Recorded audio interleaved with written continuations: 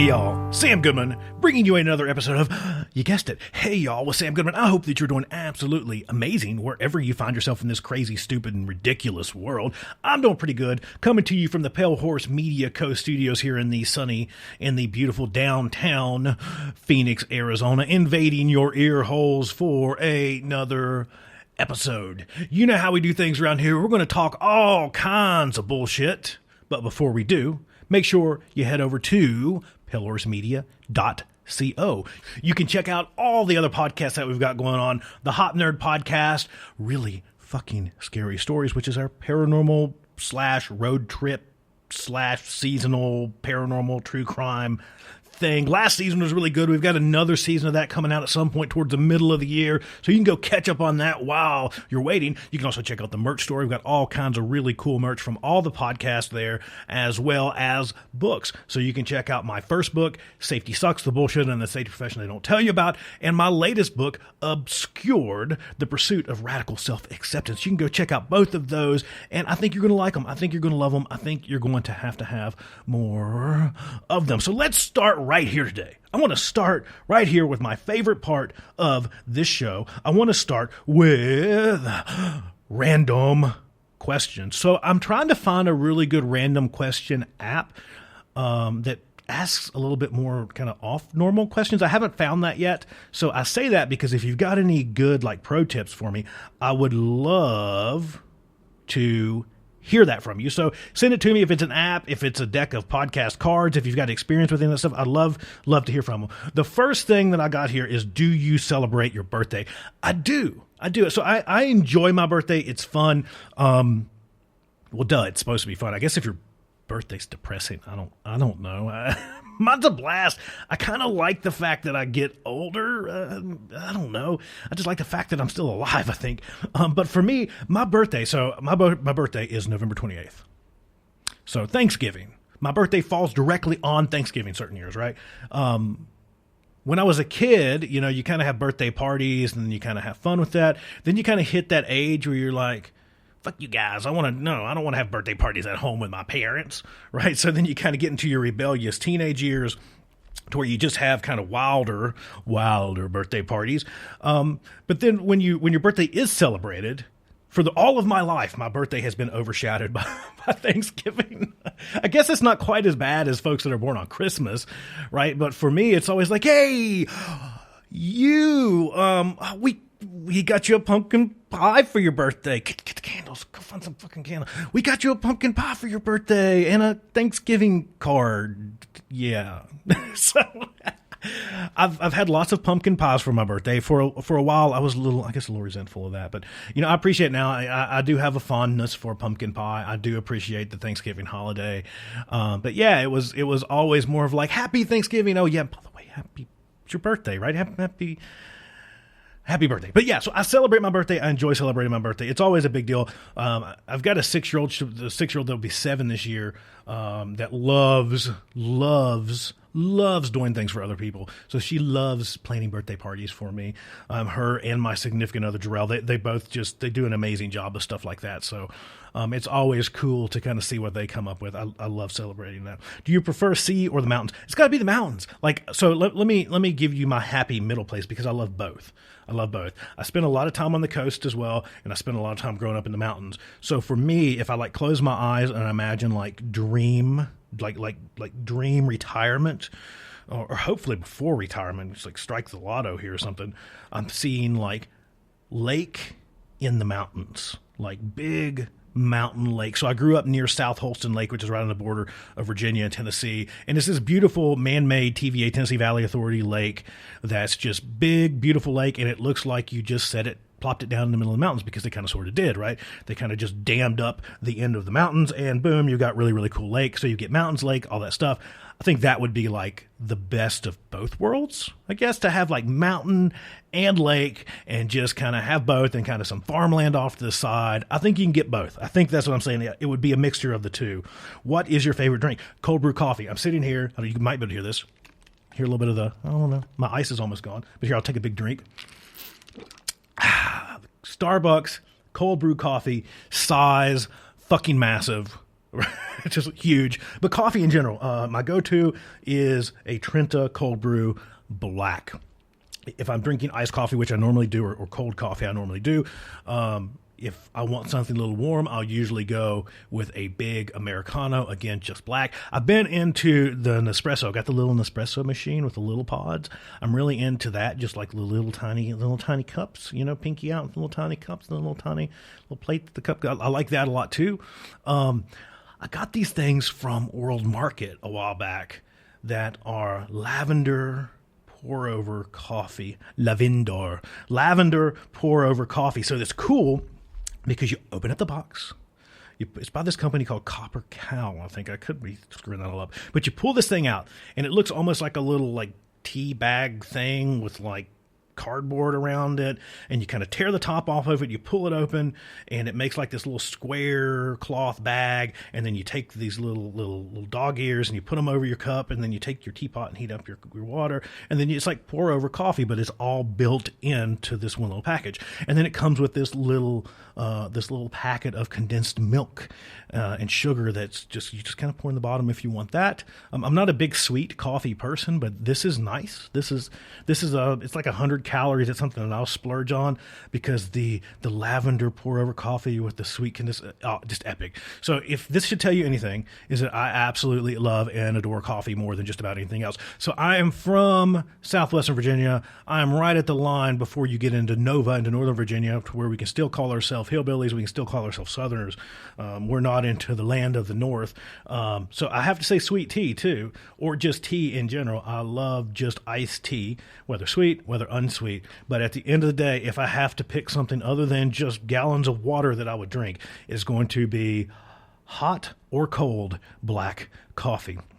What is your spirit animal? Sloth, hands down. My daughter loves to buy me sloth things. I don't know. I just kind of adopted it. I just like sloths. What is the last meal that you've cooked? So I cooked shrimp last night. That's kind of cool, right? What is your favorite ice cream flavor? Not a big ice cream person. I don't know. If I had to go with one, I think it'd be pistachio. What subject would you teach if you could teach a class? I teach some classes. You can go check out The Hop Nerd. Go to www.thehopnerd.com. I talk about all things human and organizational performance, all things workplace safety. So I kind of already sort of do that. What is your favorite sport? So I'm not a huge sports person. I'm not like super duper into it. I grew up in Southwest Virginia, as I've mentioned like a bazillion times.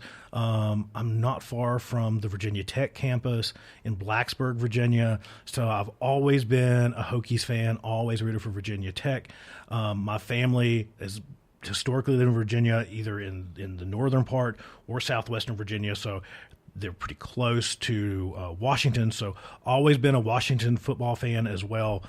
So football, I guess I'd have to say football. It's a family thing, but yeah, it's not something that I actively follow. You will not find me sitting on the couch watching sports. What is something that you wish you were good at? So funny story, for Christmas, my daughter wanted a skateboard, so we got her a skateboard. Part of this deal is that she wanted me to get a skateboard too, so we could learn how to do skateboarding together. So full disclosure, punk ass kid here. So if you're a punk ass kid, you have to have a skateboard, right? So I used to be able to skateboard a little bit. I was never good at it. I could ride it around and flip it around, do some stuff and then fall down and get back on it. I could do that kind of stuff. But if there's something I wish I was probably good at, I'd probably be something like that. I think that would be a lot of fun, to be really, really, really, really, really, really good at skateboarding. What celebrity would you want as your BFF? I don't know.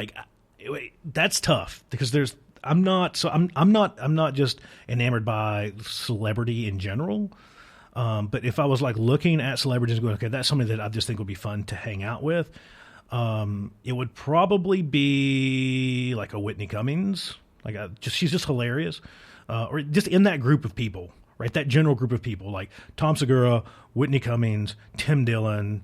I don't know if I had to. I guess I'd have to go to the Godfather of all of this, to all of them in general. I'd have to say Joe Rogan. Let me just say Joe Rogan. I think Joe Rogan would probably be who I'd want to be my BFF. Do you have any tattoos? If not, would you ever get one? So I've got lots. I've got 8, 9, 10 tattoos. I'm constantly getting more. So I've got a bunch. Yeah, I've got a bunch. I've got some down my arms, down my sides, some in some more hidden places. We'll leave that as a mystery. But yeah, so I've already got those. Got lots and lots and lots of those. So let's jump into this. So we did some questions. I love that. I love doing the questions. I know you love it, like it, hate it. Let me know. Again, if you find something that's got like a better question app, I'd love to hear from you, because I want to find some that are a little more like wacky. Maybe next episode I'll just do some research and try to find something wacky. I'm lazy and I want an app. I'm a lazy asshole American. I just want an app. I want to press a button and go, boom, problem fixed. So if you got one of those problem solvers out there for me, let me know. But I wanted to talk about some of my favorite things from 2020. So we're in 2021. The dumpster fire of 2020 is over. I think for me that I really just hope that we look back on 2020 and go, well, that year was, it was not a great year. We learned a bunch of stuff, we got better, and now we're back to normal. I hope that we don't look back on it and be like, oh, 2020, I wish we could go back. 2021, 2022, these are all... I just hope that things actually get better. But I just wanted to throw out a small list, Sam's short list of his favorite things from 2020. Out of 2020, what were the things that brought us together the most, that brought the most joy to people?